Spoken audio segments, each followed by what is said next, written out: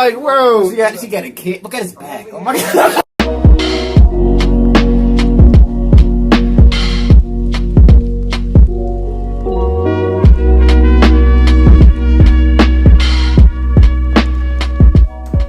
What's up? Welcome back to another reaction. Today we're going to be reacting to our history of Marvel Universe. Yes. This is part 1. In the beginning. In the beginning, man. Mm-hmm. In the beginning, there is the one above all, and that's all I know. I can't remember. I have seen this video before, obviously. I mean, the video's been up for a very long time. I've been watching videos before I was even a reactor. Before I started this YouTube stuff, that's all I did was watch YouTube videos. I mean, I grew up with that, you know. Had a lot of my favorite YouTubers. Kind of had to stop watching them after a while. I see just some that I'm seeing like posting now, and I'm getting back into them. And I actually forgot even to subscribe to them so long ago. I was like, oh shit, dude, I remember watching you. That's why. But you know, hopefully it doesn't happen with us. You know, I don't want to fall off for a period of time, or maybe. You're doing this for so long that people come back like, hey, I used to watch your videos all the time, man. It's been 10 years. 10 years of niggas doing YouTube videos. It's wild. Yeah. But that has nothing to do with Marvel Comics in the beginning of the Marvel Universe, which is very put together, well made. Stan Lee took his time when he went about creating a universe where he was able to, you know, create these various superheroes and the reasons for why they came about and all that, you know, so. The way he built Marvel into what it was, you know, him and other various artists who was able to help, like Steve Ditko and damn, what's the one dude's name? I can't remember his name, but I know what I'm talking about. He came from DC and went to Marvel, and then went back to DC. I know what I'm talking about. Yeah, I forgot his name. Yeah, we're going hot right. He made like the new gods and shit. Yeah, but we're gonna hop right into this. Let us know if you enjoy these comic book type reactions. We'll do more of these. Hit that like button, subscribe, share. Road to 10K subscribers. We want to see. Hit that like button, subscribe, share. Road to 10K subscribers. We're gonna hop right into the video. We want to see you next time. Make it full screen.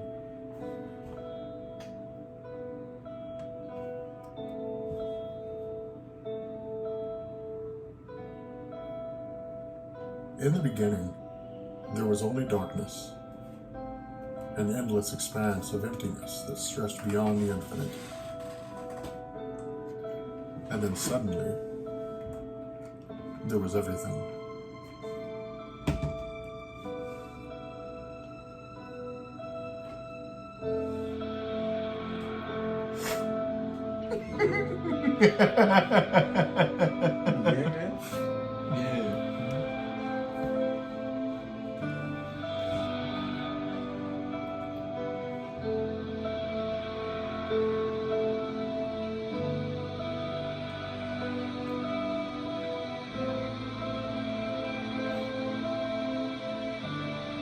Iron Man, Hulk, all that history, man. Almost 100 years at this point. Marvel history. Is that Reed Richards? Reed Richards' son.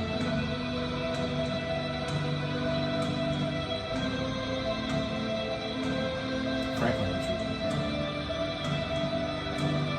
Why is he so strong?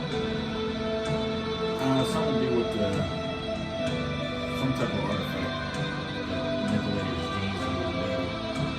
Plus he's a mutant. So the Fantastic Four is really strong for him? Massive body and...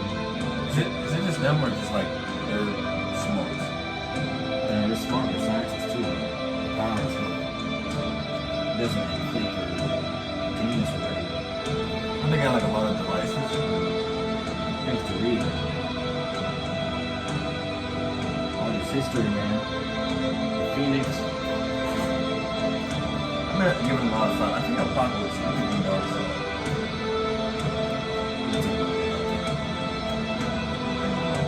Definitely.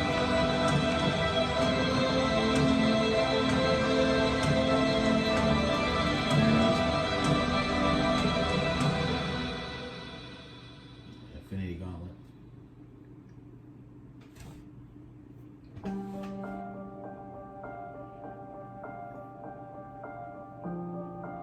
You know how they be like having them DVDs where they got the dudes behind that little thing and be talking, and they put their name on Following the the front. incursions of all realities, the universe as we know it stands as the 8th iteration of its kind.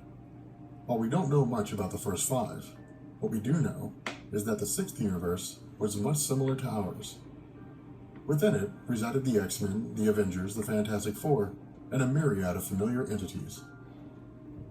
In the twilight of its life, the 6th universe gave way to a being known as the Dweller in Darkness. A demon hailing from the dimension of Evernigh, the Dweller in Darkness sustained and bolstered his powers by feeding on the fear of living beings.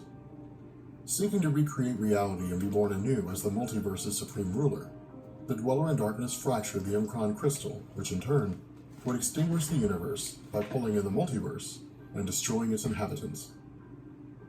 While the Dweller in Darkness was thwarted due to the Phoenix Force uniting the minds of the universe's inhabitants in peace, the end of reality could not be stopped. With the radiation of the universe's destruction permeating all existence, a space explorer named Galen of the planet Ta turned to his race's knowledge of science and technology in an effort to both halt the spread of cosmic radiation, Galactus? as well as prevent the end of all Before it things. became Galactus. Failing to find a solution, in the final moments of the multiverse, the 6th universe's version of eternity merged with Galen, with the intention of being born anew in the new multiverse as a singular being of immense power, amassing energy and gravity until it reached critical mass and exploded outward with a big bang. With its primitive universe consisting of swells of energy, the first form of life to emerge were the cosmic entities, the chief among them being eternity and infinity. Serving as twin concepts, eternity represented time and infinity represented space, and while the notions of both time and space were relative to the birth and eventual death of the universe, the power of these two beings hailed from the very fabric of the universe itself. Following this, eternity spawned a series of child entities including empathy, eulogy, expediency, entropy, epiphany, enmity, and eon, all of whom represented aspects of life. In addition to this, eternity and infinity were joined by Lord Chaos and Master Order, representing the opposing forces of absolute order and absolute chaos in the universe, death representing the end of life, oblivion representing the nothingness between the collapse and rebirth of universes, the Phoenix Force representing the total sum of all psionic energy that currently, has ever, and will ever exist, as well as a host of other entities, each representing one or more facets of the universe. Where the various entities work to understand their place in the cosmos, the universe itself continued to unfold, giving way to a multitude of races, which fell and were replaced in turn.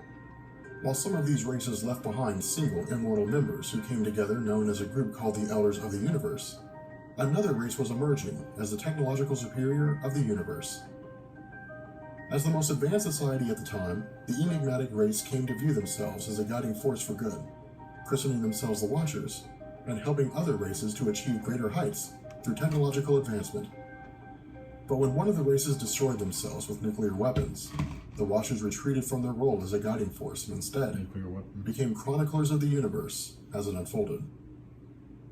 During this time, a race known as the Celestials began to appear, achieving an extreme level of technology that allowed the race to move beyond their original forms, taking on a higher level of existence as pure states of energy.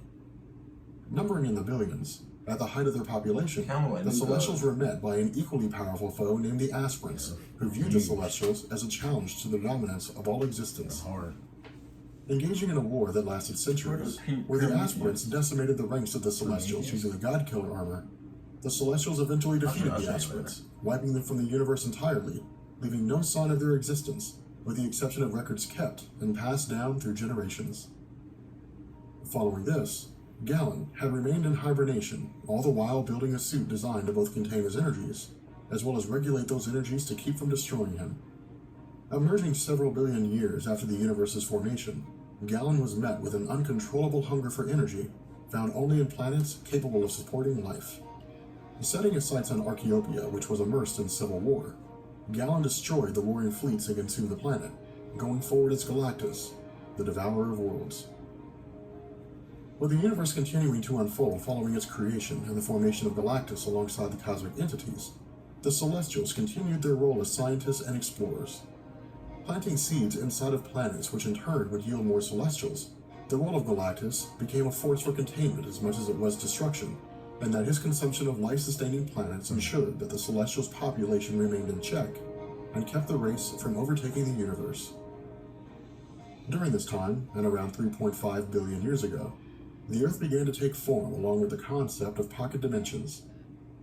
Existing within the main Marvel Universe, pocket dimensions served as small sections of reality, accessible only through rifts within the fabric of space-time. While these dimensions were largely devoid of life, the Earth was taking shape through the process of evolution. Giving way to the Elder Gods who were born through the planet's magical energies, this time period also saw the rise of Sublime as a bacterial organism, capable of infecting other organisms around it and bending them to its will. Bearing witness to the evolution of Earth, Sublime watched from the shadows as the Elder Gods began consuming one another and transforming into demons, forcing the goddess Gaia, who represented nature, to summon the Demiurge, the sentience of Earth, and the creator of the Elder Gods. Mating with Gaia and being born in physical form, Demiurge began to consume all the Elder Gods with the exception of Sidorak, the Vishanti, Mephisto, Dormammu, and a handful of others, who escaped to pocket dimensions, after which Demiurge retreated and merged with the sun. Yeah, Dormammu was like an elder god, I believe. Is he stronger than Galactus? You would think that he'd be able to stand up to him, but there was a comic where they fought and Galactus just absorbed his magical energies. He basically just destroyed him. So. I'm doing what I enjoy doing. It's like other men like to play golf, so they play golf every chance they can. So you don't say to them, how come you're playing golf today? You played last week. It was the same with me. To me, it is such fun creating characters, writing stories. It's an exciting life. And when you do something that you know the fans seem to enjoy, that gives you such satisfaction, you don't want to stop.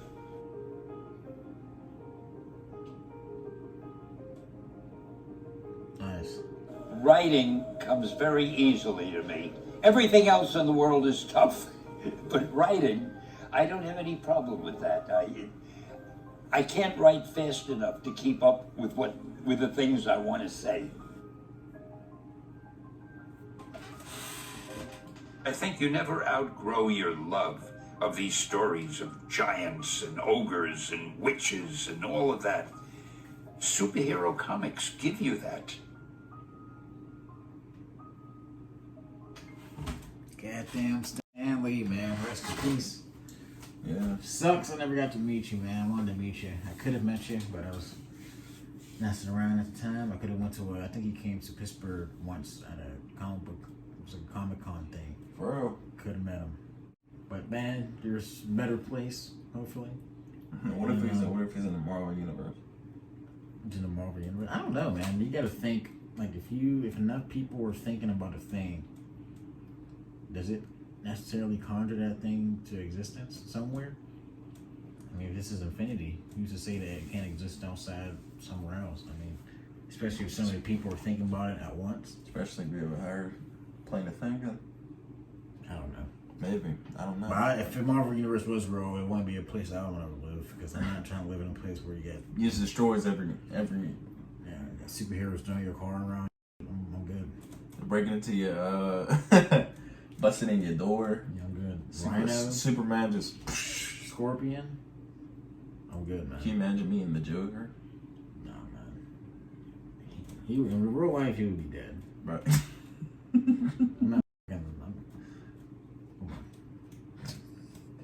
He would be more wanted than Osama bin Laden. He would be dead. Or Victor Zaz. This nigga killed babies. He would be dead. I feel like he'd just be like breaking babies' kneecaps with crowbars and stuff. Like is this nigga not dead just because Batman says so? No, he can be rehabilitated. Like, shut Nah, up. like dead. I don't feel like Arrow would have killed him. Or the Flash or something. They'd have been You killed. talking about Green Arrow? He's cool, bro. All Speedy. right. Hawkeye? Bro. They're the same. Yeah. Pretty much the same. I think Hawkeye came out before Green Arrow. Did he? I don't know. But y'all want to see more of these comic book Yeah, he did. reactions? Maybe he did, yeah. But if you Yeah, want to he's see Marvel. more Marvel came before DC. Did it? Well, DC was called Detective Comics before we called DC. And I think Detective Comics came out before Marvel. Because Marvel wasn't necessarily a thing until Stan Lee had made it a thing. After he had left the old people he was writing comic books for. I can't remember what it was called, but it wasn't called Marvel at the time. They had dudes like the Human Torch, but it wasn't the same one from Fast and Furious. Not Fast and Furious. Right, at this point, Fast and Furious got powers. Human Torch. Human Torch with John Cena. I don't know. Ain't gonna bring the baby on it. Bring Fast and Furious. I don't know what I was talking about, but hey, just hit that like, subscribe, and share. Really appreciate it. Let us know if you want to see more of these comic book reactions. These are fun. You know, comic book display. I've been watching you for a long time. Really enjoy your videos, so we can definitely react to more of your stuff. But we'll see you next time on LBB.